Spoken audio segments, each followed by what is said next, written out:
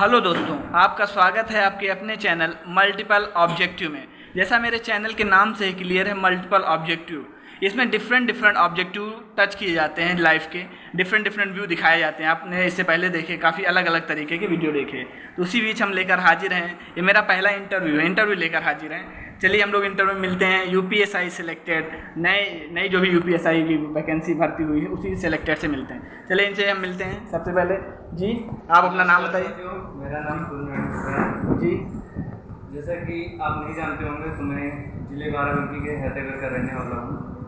मेरा हाल में चयन यूपीएसआई 9534 वैकेंसी में हुआ है। जी जी, आपका चयन हो गया। आपको सबसे पहले बहुत बहुत बधाइयाँ। धन्यवाद जी। तो आप अपनी जर्नी के बारे में कुछ बताइए। आपको कहाँ से इंस्पायरेशन मिली, मतलब कहाँ से मोटिवेशन मिली कि हमें यूपीएसआई करना है? सच बताऊँ तो मोटिवेशन की बात की है। कभी कभी परिस्थितियाँ आपको एक दिशा दे देती हैं। तो मैंने कभी भी नहीं सोचा था कि मैं पुलिस के एग्ज़ाम में कोई भी गवर्नमेंट एग्जाम में तैयारी करूँगा, निकालूंगा। जी जी तो उस टाइम कंडीशंस कुछ ऐसी थी। तो एक जैसा कि आपको स्टोरी में बताना चाहता हूँ। जैसे हनुमान भगवान के पास बहुत सी शक्तियाँ थी, लेकिन उनको बचपन में श्राप मिल जाता है। जी। तो वो अपनी शक्तियाँ भूल जाते हैं। तो एक सही टाइम पे जामवंत आके उनको उनकी शक्तियाँ याद दिलाते हैं। जी जी। तो आपके लिए जामवंत कौन बना? तो ऐसा ही मेरे साथ वाक़या हुआ था। तो मैं इतना भी स्मार्ट नहीं था पढ़ाई में, लेकिन हाँ एक एवरेज स्टूडेंट रहा हूँ शुरू से। जी। तो मैं कुछ नहीं कर रहा था, बस घर पे ही बैठा था, खाली टाइम था, कुछ नहीं हो रहा था। तो मेरी लाइफ में मेरा दोस्त मानसून मिश्रा है। जी। उसने मुझे यूपीएससी की वैकेंसी के बारे में बताया, और साथ ही साथ एग्जामपुर चैनल जिसपे विवेक सर पिछली वैकेंसी में टॉप 5 में थे, जो भी थे टॉपर्स की लिस्ट में थे। जी जी। अभी अब एजुकेशन के बारे में पूछेंगे। जी जी बताइए। तो उसने बताया, तो बस वहीं से एक दिशा मुझे मिली। तो बस उसके बाद तो बहुत लोगों को सपोर्ट मिला है, भाइयों का, फैमिलियों का, सबका, रिलेटिव्स का। लेकिन एक शुरुआत यहीं से हुई थी। चलिए ठीक है, आपने बता दिया कि आपकी शुरुआत यहाँ से हुई। चलिए तो इसमें हम आपसे पहले तो जो बाद में हुआ उसका पहले पूछेंगे। मतलब इसमें कितना कट ऑफ गई थी, आपके कितने मार्क्स हैं, इसमें क्या आपकी लिस्ट भी आई थी क्या स्टेट वाइज? आपका कितना है हुआ, मतलब स्टेट में रैंक? तो जैसा कि कई चरणों में एग्ज़ाम होता है, तो पहले तो ये DPST के लिए कट ऑफ गई थी। तो उसमें जनरल की कट ऑफ 305 के करीब गई थी। आउट ऑफ 400 का एग्ज़ाम होता है मार्क्स का। तो 305 कट ऑफ गई थी। उसके बाद फिर और भी इसके स्टेप होते हैं। रनिंग हुई थी, DBA हुई थी, लेकिन फाइनल मेरिट की कट ऑफ इसकी 316 पॉइंट कुछ गई थी। जी जी। तो मेरे तो नंबर 325 पॉइंट कुछ थे। जी जी। बाद में क्वेश्चंस कम हुए थे, तो वैसे देखो तो 327 के ऊपर हो गए थे, लेकिन कट ऑफ 316 पॉइंट कुछ गई थी। तो मेरे भी नॉर्मलाइजेशन के बाद 318 नंबर बचे थे। तो मेरा जनरल में सिलेक्शन हुआ। जी। तो आपका हो गया। ओके, आप जनरल से थे कि EWS से थे? जनरल से थे। ओके, आपका हो गया सिलेक्शन। इसमें कोई स्टेट वाइज रैंक भी आई थी आपकी? कोई रैंक थी क्या स्टेट वाइज? तो कुछ का क्लियर ही नहीं किया गया, बस PDF में नाम आया था, बस रैंक किसी की कुछ नहीं डिसाइड की। अच्छा, नंबरिंग नहीं था किसी में कि? ओके। तो अच्छा, क्या हाईएस्ट आपको पता है कि हाईएस्ट किसका गया होगा? नहीं, किसी को कुछ पता ही नहीं, कुछ मार्क्स का कुछ। अच्छा अच्छा। नहीं, किसी सबसे ज़्यादा जिस बच्चे के मिले होंगे टॉपर होगा जो फायर सर्विस में सिलेक्ट हुआ, क्योंकि उसकी कट ऑफ 340 के करीब गई थी। तो जो फायर सर्विस में गए हैं उनके टॉप उन्होंने किया होगा। जी जी। तो आप हमारे दर्शकों को ये भी बता दीजिए कि आपकी कितने ग्रेड पे की जॉब है, जिससे बच्चों को भी मोटिवेशन मिले। जी 4200 ग्रेड पे की जॉब है जी। तो आपको ट्रेनिंग के दौरान इसमें चालू हो गया पेमेंट ना? हाँ, पेमेंट सैलरी का लगभग 80 से 90% मिल रही है। मतलब अभी 80-90% मिल रहा है। ओके। तो पहले हम लोग एजुकेशन के बारे में पूछ रहे हैं, फिर आगे की लाइफ में आप क्या करेंगे वो पूछेंगे। ओके। तो जैसा कि एग्जाम पैटर्न के बारे में थोड़ा बताइए कि क्या क्या इसमें आता है, आगे बच्चे तैयारी करने के लिए वो देखेंगे। जैसा कि वनडे एग्जाम होता है, इसमें 5 कोर सब्जेक्ट हैं। बाकी भी जितने भी कॉम्पिटिटिव एग्जाम होते हैं सब सब्जेक्ट रहते हैं। तो इसमें कोर सब्जेक्ट में आप हिंदी है, रीजनिंग है, मैथ है, और पॉलिटी मूल विधि है। उसके करंट अफेयर्स तो सभी में रहती है। इकोनॉमिक्स है, अपना हिस्ट्री है, जियोग्राफी हाँ, है, वो GS में है। वो जी। सब GS पोर्शन रहता है। लेकिन मैंने तो शुरुआत इन्हीं 5 सब्जेक्ट से की थी। हिंदी का मैंने पहले कवर किया, रीजनिंग का कवर किया, हिंदी रीजनिंग मैथ कवर की, उसके बाद पॉलिटी और मूल विधि में। ये 5 सब्जेक्ट मेरी जब क्लियर हो गए, तो उसके बाद मैंने इकोनॉमिक्स उठाई है। हिस्ट्री में मैंने केवल मिडवेल इंडिया और आधुनिक भारत ये दोनों पढ़ा था। और जियोग्राफी में जनरल ज़्यादा नहीं पढ़ा था, उसमें शायद मैंने रिवर सिस्टम और वर्ल्ड जियोग्राफी के कुछ पॉइंट कवर किए थे बस।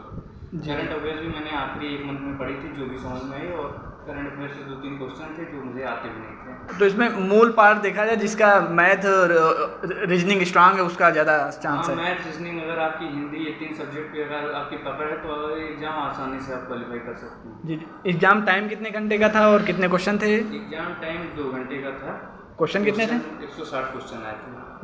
2 घंटे में 160 क्वेश्चन आए थे? हाँ, 160 स्टार्ट, जिसमें से 40 मैथ के क्वेश्चन थे, 40 रीजनिंग के थे, 40 हिंदी, 40 में जीएस और जीएस में सभी सब्जेक्ट आ जाते हैं। जी जी जी 40 करके 4 पार्ट थे और आपको 2 घंटे में करना था। इसमें कंडीशन ये थी कि आपके ओवरऑल 50% होने चाहिए, ओवरऑल 50 होने चाहिए जी, और उसके बाद हर सेक्शनल कट ऑफ भी 50% होने चाहिए। मीन्स हर सब्जेक्ट आपको आना चाहिए, बिना आए आप नहीं जा सकते हैं। हर सेक्शन में आपके 50% होने चाहिए, ओवरऑल भी आपका 50% होना क्वेश्चन के हिसाब से थोड़ा इसका पैटर्न आप कह सकते हैं कि थोड़ा एसएससी की तरह पैटर्न है, कह सकते हैं। हम आपको एक चीज़ तो क्लियर कह सकते हैं, जितने आप यूपी स्टेट गवर्नमेंट जितने भी एग्जाम कराती है, अगर आप यूपीएसआई की तैयारी कर रहे हैं तो बहुत डायनेमिक एग्जाम है इस लेवल के, और इससे भी जितनी भी नीचे की वैकेंसी हैं आप इस तैयारी से आराम से निकाल सकते हैं। जी जी, लेकिन इसमें एक सब्जेक्ट इंग्लिश नहीं दिख रहा है। इंग्लिश का यूपी में शायद पुलिस में काम नहीं रहता है शायद। इंग्लिश का रोल है लेकिन इतना रोल नहीं है, क्योंकि रोल तो रहता है इंग्लिश का। आजकल तो इंग्लिश के बिना कुछ काम भी नहीं चलता है, तो इंग्लिश आना भी चाहिए। अगर आपको आ रही तो अच्छी बात है, बाकी एग्जाम के लिए तो कोई भी इंग्लिश की जरूरत नहीं है इसमें। जी जी जी, तो आपको इंग्लिश नहीं है, इंग्लिश आपके लिए ठीक था? इंग्लिश नहीं थी। ओके ओके,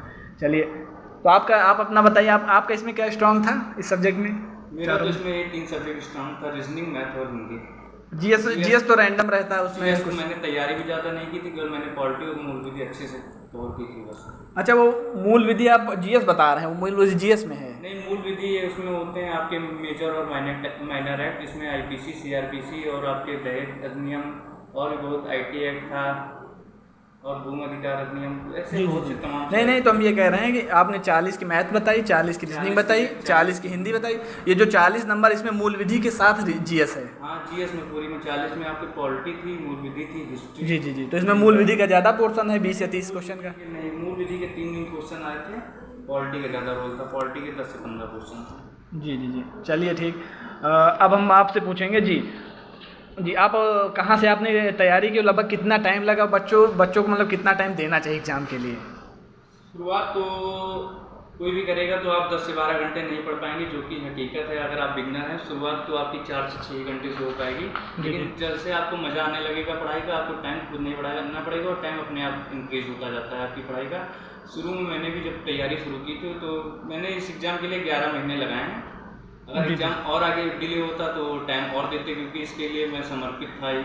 तो शुरू में मैंने भी 4-5 घंटे से तैयारी की थी, लेकिन आखिरी के 2-3 महीने में मैंने, हमको लगता है 12 से 14 घंटे तक तैयारी की। जी जी, चलिए ठीक है। कल एक चीज़ था कि कोई भी ऐसा दिन नहीं गया होगा इन 11 महीनों की जिस दिन मैंने पढ़ा ना हो। जी, मतलब बिना पढ़ने वालों को होगा नहीं सिलेक्शन। कि आपको कंटिन्यूटी बनाए रखनी होगी, अपना फ्लो नहीं तोड़ना है किसी भी तरह से। जी जी, कॉन्स्टेंसी बहुत ज़रूरी है एग्जाम में। पढ़ना तो है ही है, भले कम पढ़ें ज़्यादा पढ़ें। उसके बाद पढ़ने का सबसे अच्छा तरीका जो मुझे लगा है कि ये नहीं कि आज हिंदी पढ़ रहे हैं, एक हफ्ते हिंदी लगातार पढ़ रहे हैं, उसके बाद रीजनिंग ही पढ़ते जा रहे हैं। जी जी जी, आप डेली 5 से 6 सब्जेक्ट डेली पढ़िए, आप उनको रोटेट करके पढ़िए। जो जिस टाइम मन हो, अगर आपका इस टाइम मैथ लगाने का मन नहीं है, आपने टाइम टेबल बना लिया तो उस टाइम मैथ ना लगाइए। जो सब्जेक्ट ईजी हो, पढ़ने का मन नहीं तो वो पढ़िए आप, लेकिन सब सब्जेक्ट डेली आपको पढ़ना है। अच्छा, मैथ रीजनिंग में, जैसे रीजनिंग में लगभग पूरी रीजनिंग कवर हो जा रही, कुछ टॉपिक छूट जाते हैं जो रीजनिंग में नॉर्मल टॉपिक रहते हैं जैसे? नहीं, इसमें तो हमको लगता है कि बैंकिंग, एसएससी और सभी रीजनिंग सब पूरा आ जा रहा है, असमानता और। अगर आप रीजनिंग सही से तैयारी करेंगे तो सबसे इजी सब्जेक्ट रीजनिंग ही होगा इसमें। ओके, मैथ में क्या इसमें वो हाई वाली मैथ आती है क्या? कौन सी मैथ है? मैथ का भी इतना कोई हाई लेवल नहीं है, लेकिन हाँ मॉडरेट लेवल है। इसमें आपके 40 क्वेश्चन में 30 क्वेश्चन तो आपके आगे पोर्शन से आते हैं, अर्थमेटिक्स से। एडवांस मैथ का हम पूछ रहे हैं, एडवांस के 10 क्वेश्चन रहते हैं, ज़्यादा नहीं रहता। एडवांस मैथ का पोर्शन ज़्यादा नहीं था, 10 नंबर तक। वो टेक्नामेंट्री और वो थ्योरम नहीं आती, इसमें केवल मेंसुरेशन थी, प्रोबेबिलिटी थी और परम्यूटेशन कॉम्बिनेशन थे और 1-2 टॉपिक ऐसे थे। चलिए ठीक। मीन्स अब अरिथमेटिक पे फोकस करके अलजेब्रा भी ना होगा? हाँ, अलजेब्रा भी 1-2 क्वेश्चन आए थे। मीन्स अरिथमेटिक पे अगर आपका कंफर्म है तो आपका हो जाना है। अरिथमेटिक पे आपकी कमांड है तो आसानी से मतलब निकाल सकते हैं। चलिए ठीक है। और सच बताऊँ तो मेरा एडवांस पोर्शन अच्छा भी नहीं था इतना। मैंने शुरू से ही सोचा था कि अरिथमेटिक में पूरे करने हैं। अगर एडवांस के 10 क्वेश्चन आ रहे हैं तो उसमें 4-5 मेरे हो जाएंगे तो मेरे लिए सही है। जी हाँ, माइनस मार्किंग, इसमें कोई माइनस मार्किंग का कोई माइनस मार्किंग नहीं है, लेकिन हाँ नॉर्मलाइजेशन है जो आपके एग्जाम में आपके मेरिट में बहुत इफेक्ट डाल सकता है। आपको पता भी नहीं चलेगा कि मेरे नंबर बढ़ने हैं घटने हैं, क्या होगा, तो बाद में किस्मत ही आता है। वो तो बाद में पता चलेगा, आखिर में किस्मत पे डिपेंड होता है। चलिए ठीक। आपने कहाँ से तैयारी की, अपना बताएंगे? किस चैनल से कुछ कोचिंग ली थी कि या सेल्फ स्टडी पूरा किया? शुरुआत में तो मैंने एग्जामपुर का एक कोर्स लिया था यूपीएसआई निश्चय है। उसके बाद उससे भी मैंने सब सब्जेक्ट नहीं पढ़े थे, मैथ, रीजनिंग और हिंदी पढ़ा था कुछ। जी जी। कुछ चीज़ें मैंने यूट्यूब से भी कवर की थी, बाकी सेल्फ स्टडी भी की थी, क्योंकि सब चीज़ों को आपको बैलेंस बनाना होगा। ऐसा है नहीं कि आप एक ही जगह पढ़ के सब निकाल सकते हैं। जी जी जी, चलिए ठीक है, आप अब बन गए, आपको बहुत बहुत बधाई। तो हम लोग जैसे एक पिक्चर मैंने देखी है, a soldier is never of duty. तो क्या आप क्या जितनी टाइम आप ड्यूटी में रहते हैं उतनी अपनी टाइम ड्यूटी में समझते हैं कि मतलब हमेशा आप समझते हैं कि हम अपने सोशल के लिए, समाज के लिए कुछ करें, कहीं कुछ गलत हो रहा है तो वहाँ स्टैंड लें, कुछ बोलें, ऐसा कुछ समझते हैं कि आप कहते चलने दें जो चल रहा है? नहीं, जो चल रहा है वो तो चलता ही रहेगा, लेकिन सबकी एक अपनी अपनी सोच होती है। तो जब से मैंने सोचा था तो एक वाक़या भी था कि लॉकडाउन के टाइम में मैंने पुलिस का बहुत अच्छा रोल देखा था, वहाँ से भी मुझे बहुत मोटिवेशन मिला है। जी जी जी। उसके बाद पुलिस के काम करने का ढंग, नज़रिया एकदम अलग रहता है। आम जनता उससे पहली बार जानकारी नहीं होती कि पुलिस काम कैसे करती है, क्या कर रही है, उससे कोई जनता को मतलब ही नहीं है। बाकी ये कि इस पोस्ट पे आने के बाद पहले जस्टिस करने का अधिकार हमारे पास है, क्योंकि हमारे पास से कुछ भी केस आते हैं इन्वेस्टिगेशन से, जो जितने भी आते हैं तो जस्टिस की शुरुआत हमारे पास से होती है। तो सबसे बड़ा हमारे पास यही रोल रहेगा। हमको भगवान ने भी मौका दिया कि हम लोगों के साथ न्याय कर सकते हैं और भी जितना भी हमसे योगदान होगा अपना पूरा करने की कोशिश। कुल मिला के आपके कहने का मतलब आप समाज में कोई कुछ गलत हो रहा है तो आप वहाँ स्टैंड लेंगे, खड़े होंगे कि अगर गलत हो रहा है आप बोलेंगे। हम हैं, अगर चीज़ें गलत हैं तो हम जरूर वहाँ पे। जी जी जी, पुलिस का ही कर्तव्य है जी। चलिए ठीक, समाज में आपका बहुत अच्छा रोल है जी। तो आप ये बताइए अब कि क्या आपका कोई इसमें कोई बड़ा अधिकारी भी कोई मोटिवेशन के लिए था कि मतलब इनकी तरह बनना है हमें? हाँ, क्यों नहीं रहता है, क्योंकि UPSC के वीडियो बहुत से यूट्यूब पे आते हैं, तो मैंने बहुत से पुलिस वालों को देखा था, उनकी तरह बनने का मन या एग्ज़ाम निकालने का मोटिवेशन क्यों नहीं आता है, सभी को आता होगा। जी जी जी, ओके। चलिए ये हो गया बात।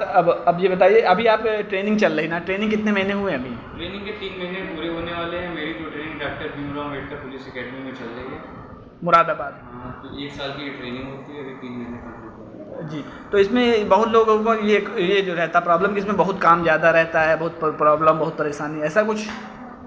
काम की बात है, अब आप कोई भी जॉब करेंगे, चाहे प्राइवेट करें चाहे गवर्नमेंट सेक्टर में करें, काम तो अपना करना पड़ेगा। आप पहली बात, आप पहले से पता है कि ये जॉब ऐसी है, इसमें इतना ज़्यादा टाइम जाएगा, तो आप पहले से अगर माइंड बना के आएंगे तो आपको कोई प्रॉब्लम नहीं होगी। क्योंकि आने के बाद अगर आप कहेंगे कि इसमें बहुत काम करना पड़ रहा है, बहुत मेहनत है, तो ये आपकी खुद की गलती है, क्योंकि आपको पहले से पता है।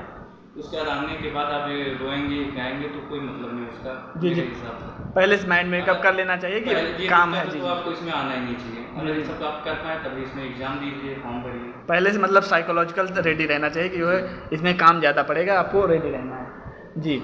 चलिए, तो आप अब जो नई वैकेंसी भी कुछ आने वाली है शायद, उसके बारे में कुछ आ रहा है, बाकी तो उसका तो हम कुछ बता नहीं सकते हैं, सब गवर्नमेंट के ऊपर रहता है। जी जी जी। तो उसमें जो आ रही है उसमें कुछ बच्चों के लिए कुछ बताना चाहेंगे आप, क्या कि मतलब क्या करें?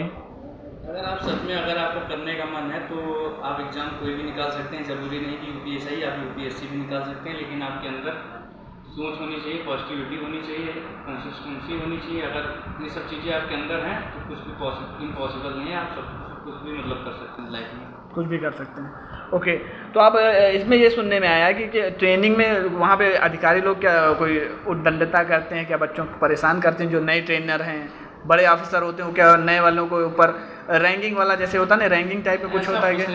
जितने भी ऑफिसर्स आते हैं हम लोग से बड़े, सब मोटिवेट करते हैं, सही दिशा दिखाने की कोशिश करते हैं।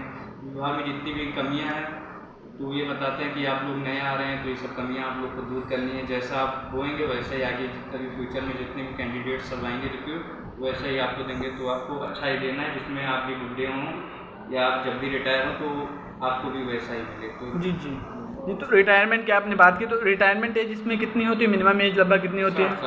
60 साल रिटायरमेंट। इसमें कुछ प्रमोशन वाला भी तो होगा ना, मतलब बच्चों को प्रमोशन होता है? जी जी। आपका अगला प्लान क्या है इसके बाद? मतलब प्लान्स तो सभी के होते हैं, बाकी तो अगर टाइम मिला इसमें पढ़ने का तो अब इससे ऊपर ही आदमी को जाना है, 4200 ग्रेड से ऊपर, तो जो भी ऑप्शंस हैं तो उसी में जाना होगा। इसमें डिपार्टमेंटल वाले भी तो कुछ एग्जाम होंगे उसमें, उसके बढ़ने के लिए बंद कर दिए गए हैं, पहले